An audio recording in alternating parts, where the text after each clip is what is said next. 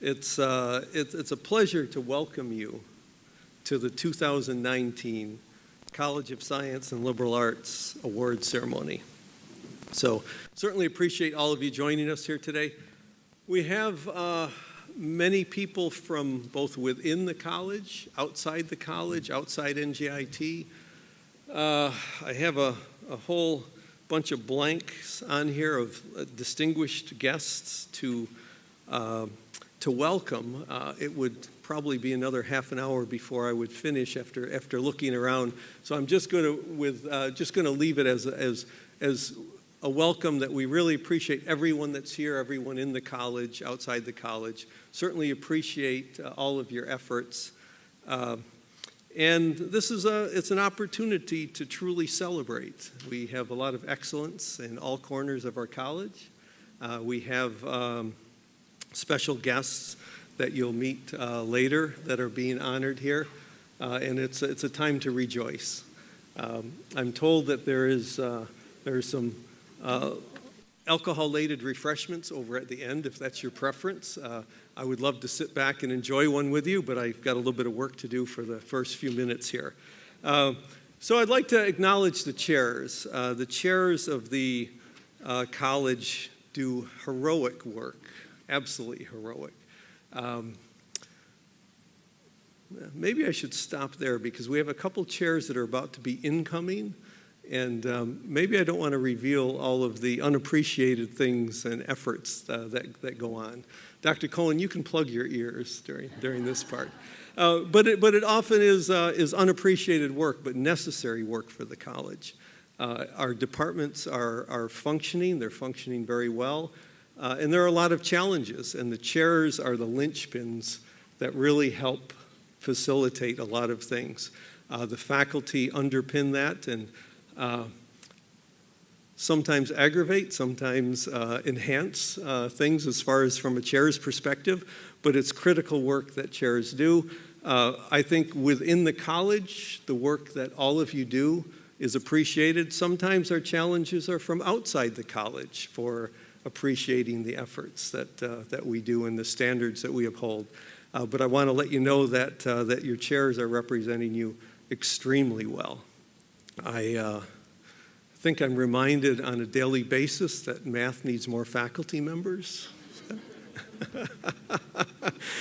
or isn't that frequent enough, Dr. Luke? So I'd like to recognize our chairs. Linda Cummings, who is the interim chair in the Department of Chemistry and Environmental Science, who wears a plethora of hats at the college. She's a professor of mathematics, associate dean of graduate education and research, and the leader of the Department of Chemistry and Environmental Science. Linda, thank you. Thank you.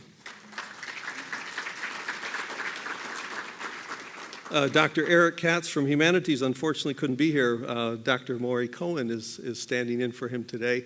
And Maury will be the incoming chair, not this next year, but the year after, for the Department of Humanities. So I'll keep my remarks about the duties of chairs sanitized until Maury takes the helm. So, Jonathan Luke from Department of Mathematical Sciences. Thank you, Jonathan, for all of your work.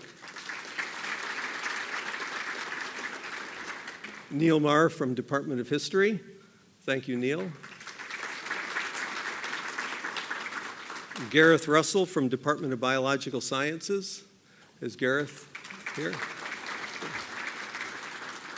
And Professor Andrei Serenko from the Department of Physics. I saw Andrei over here. Thank you, Andrei. And as many of you know, some may not be that aware, but as most of you know, that the Air Force ROTC Detachment 490 also is part of our college, and Lieutenant Colonel Brian Dickinson is here. He's the commander. Brian? I saw Brian. Okay, there we go. So this is the Lieutenant Colonel's last year with us. We have a new person rotating in this summer, so thank you, Brian. So we have a lot of people being recognized for awards here today, which is nice. I can thankfully say I had nothing to do with the selection of the awardees. But I appreciate the efforts, and I want to recognize the efforts of this year's committee. So we have representatives from each department that gather together and review all of the applicants and make the tough decisions. Chris Funkhauser from Humanities. Chris, thank you. Carl Schweitzer from History. Thank you, Carl. Victor Matviv from Mathematical Sciences. Carolyn Devan from Biological Sciences. Tao Zhao from Physics. And Ziyan Chu from Department of Chemistry and Environmental Science. Thank you very much. I'd also like to thank the Dean's Office staff that really help with the logistics of this event and so many other things that help keep the college purring throughout the year. Mihaela Kowanowski, Andrew McDermott, and John Wolf, thank you very much.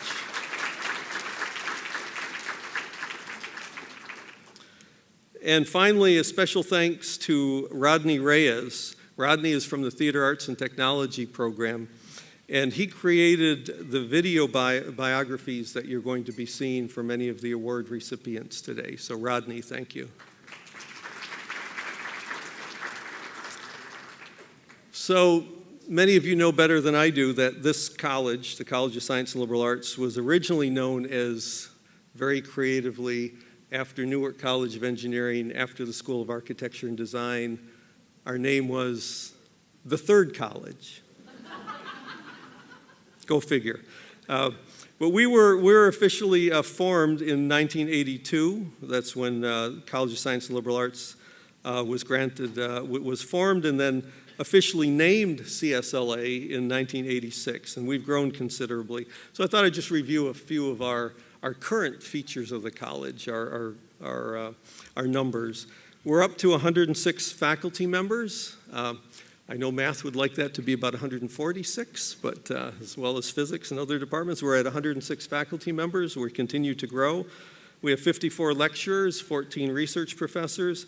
We have our first professor of practice, David Fisher, in forensic science. I don't know if David is here today, but that's it's a fairly new position at the university. We have nearly 800 undergraduate majors and over 250 graduate students. In the past year, the faculty and instructional staff of CSLA have published nearly 400 journal articles, referee journal articles. So that's quite an effort, quite a degree of productivity. Understanding what it takes to, and the blood, sweat, and tears to write something and then send it in to have a bunch of editors and reviewers begin to consider it and get the feedback. It's not always the most joyful of experiences, and so it's an arduous task. So those efforts are phenomenal. The faculty and instructional staff have given over 300 conference presentations, and the faculty in the college currently manage almost $40 million of external research funding. So that's quite an amount, 40 million. We bring in as a cohort of colleagues about 12 million of new money a year. But the total money that we're managing this year is about $40 million, so that's pretty substantial. Many of us coming out of graduate schools and our postdocs, little did we know we were going to become account managers and business managers and project managers, but that's what it takes to be successful. We've taught over 1,100 course sections this year, and that accounts for about 37% of all the total course sections offered by NJIT during the past academic year. We're still growing. This fall, we'll welcome 5 new faculty members and at least 1 new university lecturer. I believe it'll be probably up to 3 university lecturers by the time searches are completed. And we have 2 new undergraduate programs, and many of you have probably heard about these and been involved in their development. A Bachelor Science program in Forensic Science, the first of its kind in the state of New Jersey, and a degree option in the STS program, the Science Technology Society program, in cyber psychology. Again, the first of its kind in the state and really in the nation at the undergraduate level, a program to focus on the interaction and impact of technology on people and people on the development of technology. So we have a lot to celebrate today. This has become a tradition to honor also individuals from our community that uphold the shared values that we have as faculty, staff, and students. So I'm pleased to announce today we have a privilege of honoring 3 individuals before we get into the recognition of the faculty, staff, and students. Mr. Anthony Agnello is the recipient of the J. Kappa Award for Excellence in Science and Arts, and we will hear more about Anthony in a little bit. Our own Daljeet Ahluwalia is the recipient of this year's Lifetime Achievement Award for the college. And we have another first. We have an undergraduate student who is it won't be the only award that she'll receive. In fact, she's just about sweeping the awards, certainly in physics this year, Samantha Lamaschio. But she's the recipient of the inaugural Louis J. Lanzarote and M. Yvonne DeWolf Lanzarote Prize in Physics, in applied physics. This was an award that the Lanzarotes endowed this past year to recognize excellence in physics among an undergraduate student who's doing research in solar and terrestrial physics, solar terrestrial research.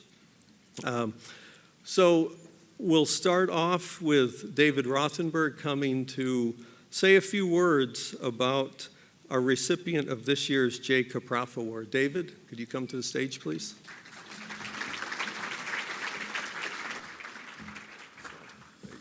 Thanks, Kevin. Thanks, everyone, for being here. I'm delighted to be up here to present, I think it's the 2nd annual J. Kappa Award for Excellence in Science and Arts. It was established in honor of Dr. J. Kappa, sitting right here, a man who's claimed to be retired from the Department of Mathematics, but he seems to be doing more than ever in his interests. Cover mysticism, mathematics, fighting against the threat of nuclear war, and all manner of things. And so we try and find people who, illustrate the spirit of Dr. Kappa in being innovative, connecting science and art in many different forms. I'm honored to introduce this year's recipient, Mr. Tony Agnello, who is sitting right there. He's the inventor and producer of a wide variety of original audio effects devices, creating the first rack-mounted special effect processors for studio use, making sophisticated audio processors available to musicians of all kinds. Along with Richard Factor, he founded Eventide, a company in New Jersey, which created many products that have changed the recording industry, including the landmark H910 harmonizer effects processor, the underlying technology which forms the basis of all pitch shifting and pitch correction device today. Software such as Auto-Tune, it's all based on Eventide's work starting in the 70s, 80s, and 90s. And today we're also very happy to have the great musician Martha Mook, pioneering electric violist, composer, performer, highly regarded for her artistry, music advocacy, and innovative educational programs. She transcends musical boundaries, enhancing classical training with extended techniques, technology, and improvisation. She is Eventide's first ever artist in residence, and she's playing with all kinds of great people like Barbra Streisand, David Bowie, Philip Glass, Elton John, Lou Reed, Laurie Anderson, Andrea Bocelli, and even Tony Bennett. And so it's great that they're both here today, and now we're happy to present him the J. Kappa Award for Excellence in Science and Arts. And I think Martha's supposed to come up, and they're going to be recognized at this time, it says.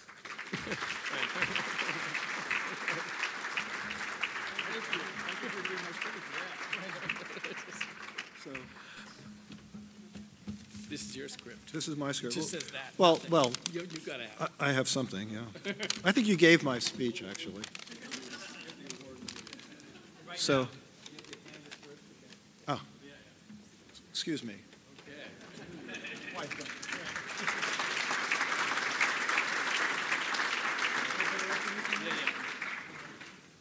So I just want to echo the thanks for all of you to be here today. And I've got good news and maybe not so good news. The good news is, as you just heard, Martha Mook is here, and you're going to be treated to an exceptional performance. Martha's a virtuoso in using her instrument, which is the viola, but she combines that with this sensitivity towards effects and opening up the palette of her instrument in marvelous ways. So you'll see that. The not so good news is that you have to listen to me for a few minutes. This old guy basically talking about the bleeding obvious. So thank you for this award. I'm honored and humbled. When I got an email with the announcement, I was a bit puzzled. But as I read about it, it kind of made sense, because yes, I'm a mediocre musician. I'm also a scientist, and I was in the right place at the right time, and I was fortunate to take some early steps, as you heard, in some new technology. And I can talk a little bit about how I got there and what that means. But before I do that, I'd like to talk a little bit about how we all got here. And I think we put together a presentation. We did a PowerPoint. It's here, and I probably have a clicker. I'm not good at this stuff, so I did warn you. So if I press a button, something will happen. Oh God, no. So how do I get my presentation? Here we go. So yeah, I want to talk about sound, and I want to talk about how we all got here as a species. I'm going to try to cover the last 100,000 years in 5 minutes or so. I think it's easily done. I have this belief that music is at the heart of who we are as a species. So we've been a species basically in this form for about 100,000 years. We've dominated on the planet for 10,000 years. And we've done that through, we can argue exactly what, but when I think of music and when I think of science, to me, in my simplistic vision, they're the same thing. These are tools. Music is a tool for us to communicate. We communicate in a very deep, rich way through creating and modifying sound. And science is a tool for creating new tools. And that's what my career and my life has been about. Music has always been at the heart of it. So let's talk about the language of music. I believe that music is ubiquitous in all human societies. I think prehistory and before writing, music was a way to communicate and carry information from generation to generation. I think we can all say, if we experience either in a house of worship or in a concert, if we're in a group and we're singing a song that we think we know, the words come to us more easily if we're in a group. There's something about how we interpret music. I know there have been studies with functional MRIs. When people listen to music, it lights up all parts of our brain. Rhythm is key. You can think in terms of prehistory. If a group of early humans had to do something together, just grunting in time. We all say 1, 2, 3 to move a desk or a piece of furniture. It's inherent in who we are. It's a means to share ideas, our thoughts and feelings. We all talk about that music moved me. It touched me. It's a deep, rich human experience.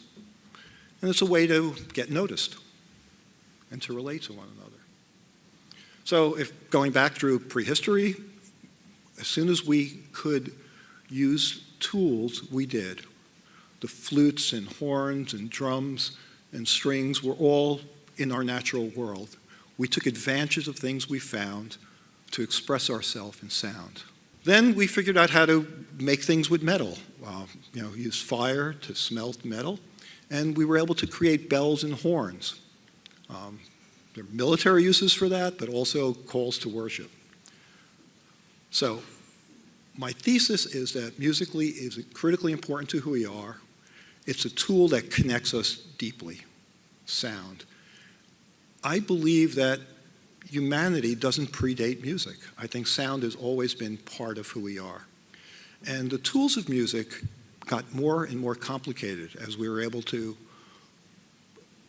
take advantage of new technology. So some of the steps are small steps and some are bigger steps. The small steps are refining technology. When we understood woodcraft, we can make a violin. And then there are big steps that happen when there's an event that brings new technology. And I like to think of those as leaps. So again, going back to the ancient world, woodcraft, then metal came along, and then machines. Once we became mechanical as a species, we were able to create instruments like the piano, and saxophone, and organs. And then there was a generation that advanced to electromechanical, where we made tape machines and used echo chambers. But the big leap happened, or a big leap happened in the late 19th and early 20th century, and that was electricity. We discovered electricity and were able to use it. And we used it for all kinds of things, for lights and whatnot, but also for sound. We were able to capture sound for the first time. We were able to broadcast sound for the first time. I said I tried to get through these 100,000 years in 5 minutes, so I'm doing my best. And then electromechanical tools. So with electrical technology, we were able to make things like amplifiers, EQs, compressors, magnetic tape. By the mid-20th century, it was a transistor and computers and synthesizers. So if we go back now to, here's kind of where I came in. I came of age in the 60s. I was one of those teenagers who saw the Beatles on Ed Sullivan. I always loved music. I can remember being in my first play in grade school, playing guitar. And I was always fascinated by science and math. And so I came of age in a time in the 60s when everything in the audio world was still in the analog domain. And you can do tons of stuff in the analog world with resistors and capacitors.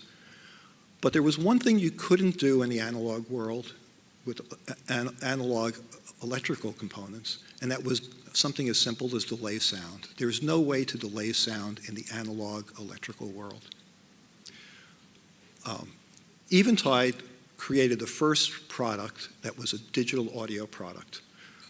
Back then, if you went to a recording studio and you wanted to create a second double track sounds, this is a little bit technical, but one of the techniques that's used in recording is for a singer to sing the same part twice.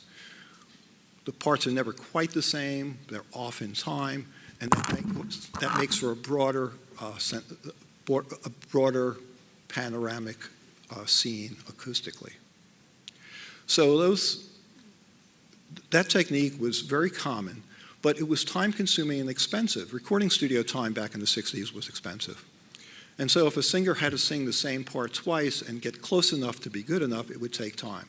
So someone realized that, gee, I can use a tape machine, because studios in the 60s had tape machines. I could use that to delay time. That was expensive. Tape machines are mechanical devices. The tape runs out. So there was an innovation created by Eventide called a delay line. And it was the world's first piece of digital gear, because it was something that could not be done using analog electronic components. It took bits, digital bits. Now, this predates the CD by a decade. It's a decade before the first Apple. It was a very primitive device, and my partner, Richard Factor, in 1971, developed that device. Now, 1971, I was just about to graduate, so this is kind of where I came in. I was fortunate in time and space. I came of age in the 60s. I was living in New York.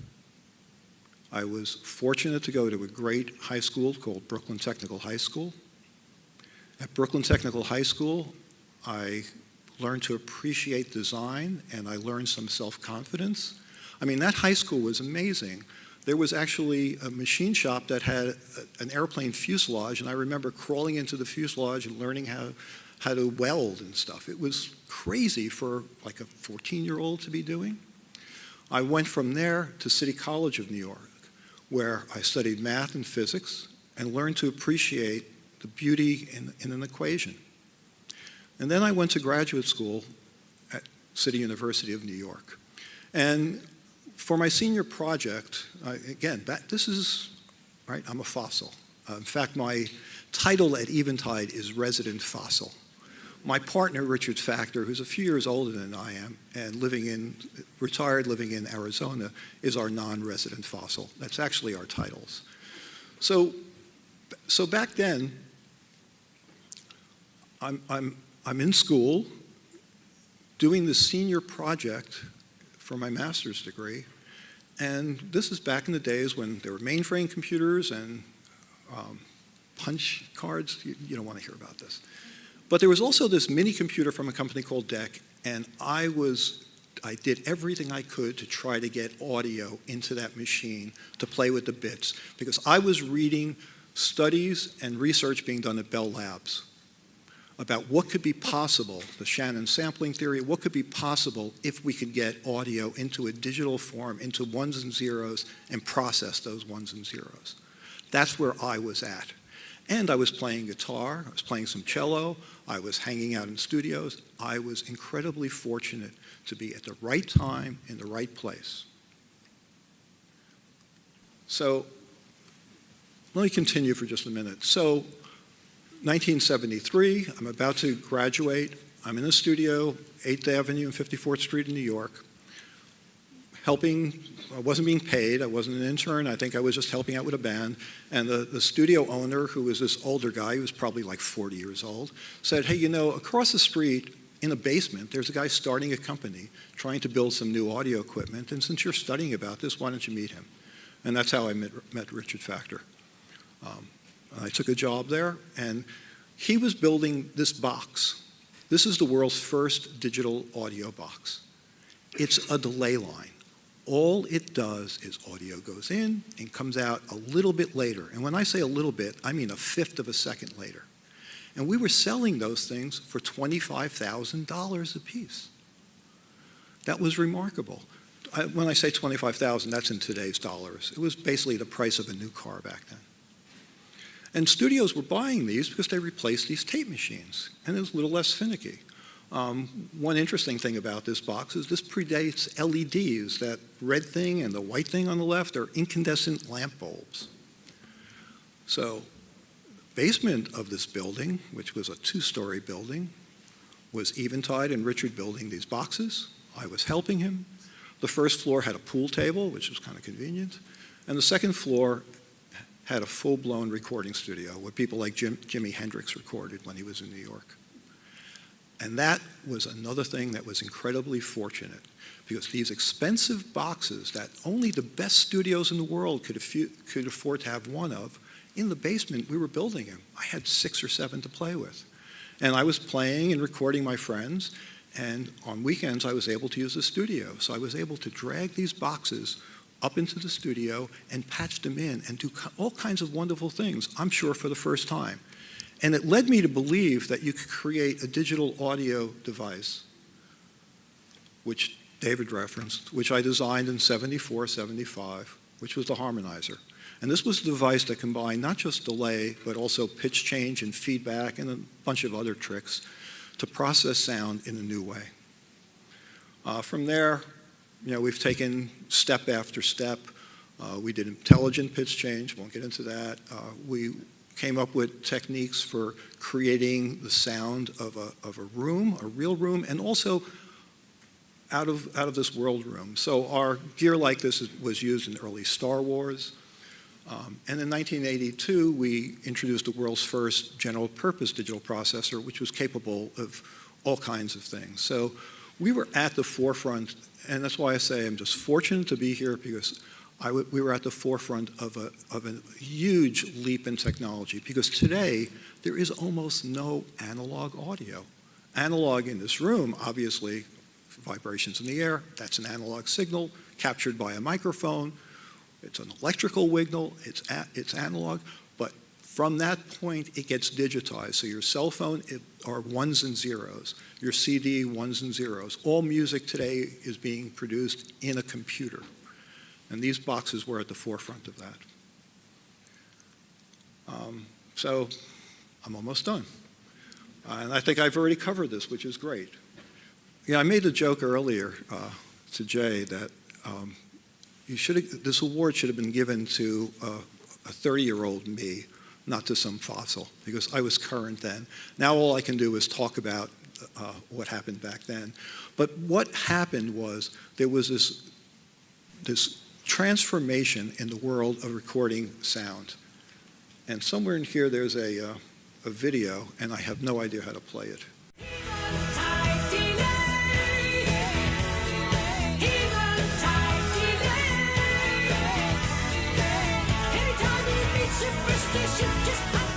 Richard came to Record Plant, the very first prototype, I think, of the original digital delay line, but we didn't know it was called that. He just said, it's a delay. And we're like, well, what do we do? He goes, well, just put stuff in it, and we just went crazy with it. It was brilliant. It was so brilliant.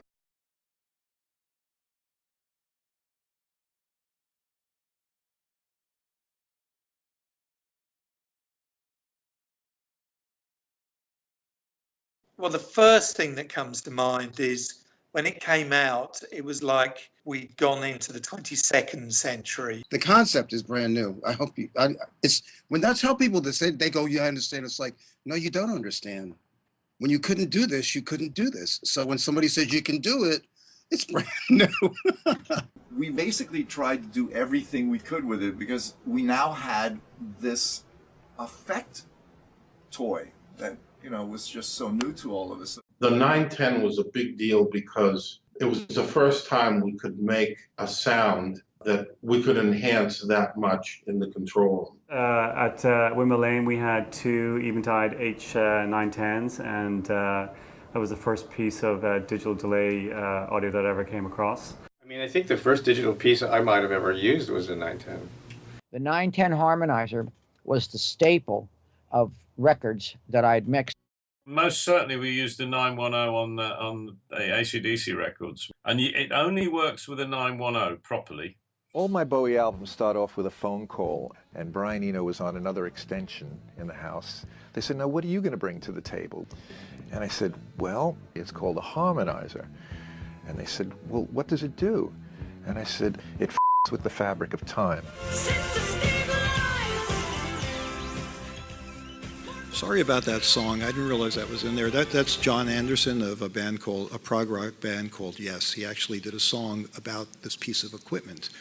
We never bothered to try to get the rights from him because I don't think he has the right to sing about our company and our gear. So I just want to leave you with the point I started. What all of this is about is we're a species that is deeply connected by our ability to form, transform, and shape sound. That's what we do. It connects us in a way that I think we sometimes fail to appreciate. Again, we're all touched, we're all moved, we're inspired, we're comforted by music. Music connects us. It is important. And that's the reason why I accepted this award, because I wanted to say that out loud. I understand it's an obvious thing to say, but I think sometimes it's overlooked and missed. And throughout our species' history, we've gotten better and better, more sophisticated at modifying sound so that we can communicate emotion. And now I'm going to take a minute to complain. Because we have such fine control over music that what's happening, and David mentioned auto-tune, you can now take a performance and make it perfect. Last year we lost Aretha Franklin, tremendously expressive singer, connects to, if you're human, you were connected to the sound of her voice. Try to auto-tune Aretha Franklin. That would be tragic. Or a Van Morrison, and I can go on and on. The other thing that's happening is with music, now it's all in computers, so you can see the music. So a producer or an engineer can say, gee, that beat of that drum beat, it's slightly off what they call the grid. Let me move it and make it perfect. We're taking the humanity away when we do that. At the same time, we can take a performance and move it around and express ourselves by making it more human. So the tools are there to do both, but I thought I should complain. So with that, I'd like to introduce my good friend, artist in residence, Martha Mook. Martha, as I said earlier, has embraced technology in a way that's rare. I won't go through your resume because that's already been discussed, but Martha, thanks for being here and helping me out, and thank you all for being here.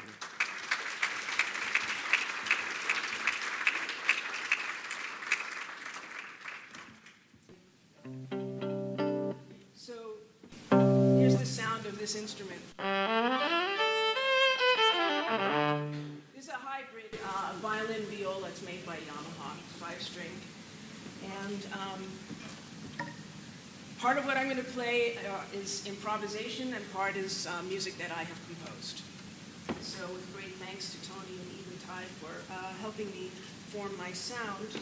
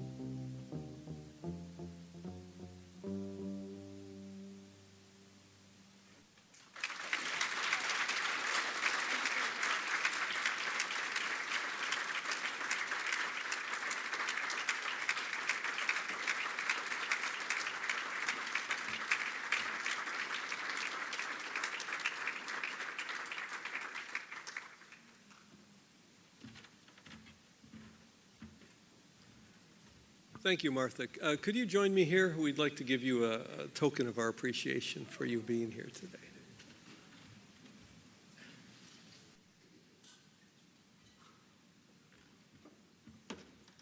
Thank you very much.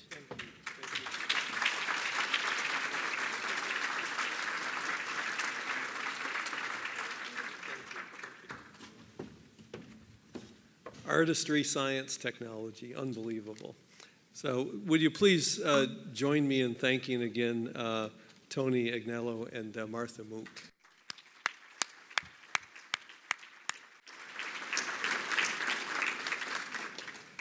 So we're having fun yet? Okay, good. So thank you once again. Our next award is the 2019 CSLA Lifetime Achievement Award. I believe this is the second time that we've given this award to someone within the college, with Lou Lanzarotti receiving it last year. This year's recipient is Dr. Daljeet Ahluwalia, a faculty emeritus in the Department of Mathematical Sciences. Dr. Ahluwalia arrived at NJIT in 1986 to lead the department after over 2 decades of work at Courant Institute for Mathematical Sciences. Since then, the Mathematical Sciences faculty has increased in numbers by 100%. The physical space has grown 300%. Jonathan, I know you tell me differently, but I've been assured that we fact-checked these numbers. And the computing power has increased by a factor of 1 million. So during that time, remarkable numbers in itself. The department has turned into one of the premier departments of applied mathematics in the country. Dr. Ahluwalia's research is in the field of applied mathematics, mainly in the area of asymptotics and wave propagation. Using analytic and asymptotic methods, he's addressed a wide range of phenomena, including scattering, diffraction, reflection, guided waves, dispersion, and shock waves. A few years ago, in 2008, Daljeet was honored at the annual Frontiers in Applied Computational and Mathematics Conference, something of that. At some point, even a chemist will learn that acronym, for his pivotal role in dramatically raising the department's status, not only on campus, but in the nation. An endowed fund for the newly established D.S. Ahluwalia Doctoral Fellowship in Mathematical Sciences was announced during this past year's celebration dinner. So I'd like to invite one of his longtime colleagues, Professor Dennis Blackmore, to the stage to tell us a little bit more about Dr. Ahluwalia's lifetime impact here at NJIT. So thank you, Dennis. Well, thank you, Kevin. You took about half my speech, so I'm going to make it short and I hope reasonably sweet. I'll take you back to a galaxy not too far away, not too long ago. Indiana University, a young scholar from India gets his PhD at University of Indiana, takes a postdoc at Quran Institute, mingles with some of the greats in the mathematical sciences, applied mathematics, becomes firmly ensconced there. A professor is comfortable. Okay, let's fast forward this a little bit. The mid-1980s, early mid-1980s, the math department at NJIT, mainly kind of a sleepy, teaching-oriented math department with a few youngish Turks, me included, that was a while ago, who thought that it would be great if we could try to build what we had into a quality mathematical sciences department. And lo and behold, as fate would have it, the opportunity arose. We needed a new chair. This was about 1985. John Tavanzas, one of my colleagues, heard from some people at Courant that Daljeet Ahluwalia might be interested in trying something new. Although he was very comfortable, he was looking maybe for a new challenge. So we tried to convince him, and we were rather successful, in coming to NJIT. The opportunity to build something from something very small into something very significant appealed to him. We recognized Daljeet was a force of nature, a person who was fully capable of taking that vision that he's talked about and turning it into a reality. We also had meetings with the then provost, Gary Thomas, who also bought into this dream. So it was Daljeet, okay, he became our new chair. It was Daljeet and just a few of us in the Department of Mathematics who wanted to build it into a quality applied mathematical department, and we worked with him closely. We had a great leader. We had difficult times. There was a tremendous amount of inertia. There were battles, figuratively bloody battles, battle scars that lasted for a long time. But because of Daljeet's perseverance, his political skill, his connections with people all over the United States in terms of mathematical sciences, we were able to gradually build that dream into a reality. Daljeet was able to get some of his friends to join us, some very, very accomplished senior mathematicians, talking about the late, great Greg Kriegsman, who joined us. Robert Miura also joined us. We built from that very, very modest beginning into the department that we are now. And again, largely because of Daljeet's leadership, his dogged determination, his political skill, his expertise, here we are. I think we consider ourselves, rightly so, I would say, to be a jewel in the crown of NJIT in terms of departments. and largely because of Daljeet's leadership over the years. That's one achievement, just one, but that one alone, I think, is more than enough to give him that award. There are many other achievements that he may talk about, but those are the ones that are closest to my heart and closest to the heart of people here at NJIT. And Daljeet, we're glad you came. I just...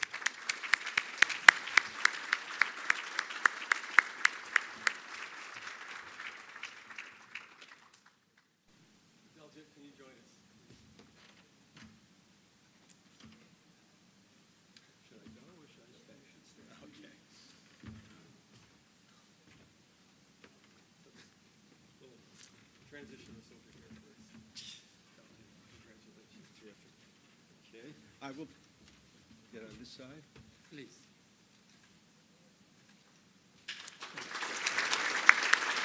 Okay.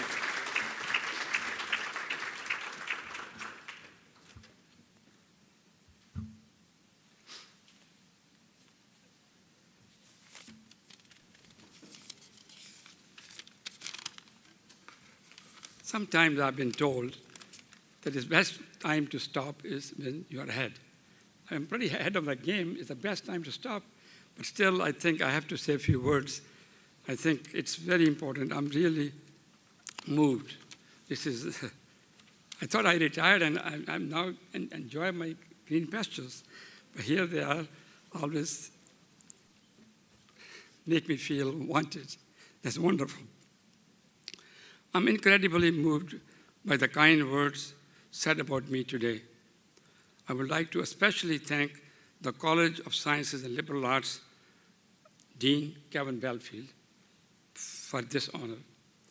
The outstanding faculty and the staff of the Department of Mathematical Sciences has helped me to be better personally and professionally, and this award really belongs as much to them as to me. My children and grandchildren have always supported my love of my work and its importance to me.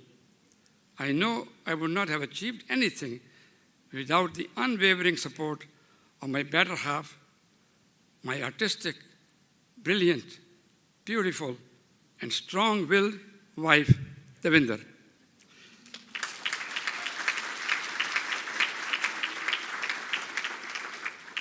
Finally, I'm going to take this opportunity to thank all of you today, my NJIT family, from the bottom of my heart for this award.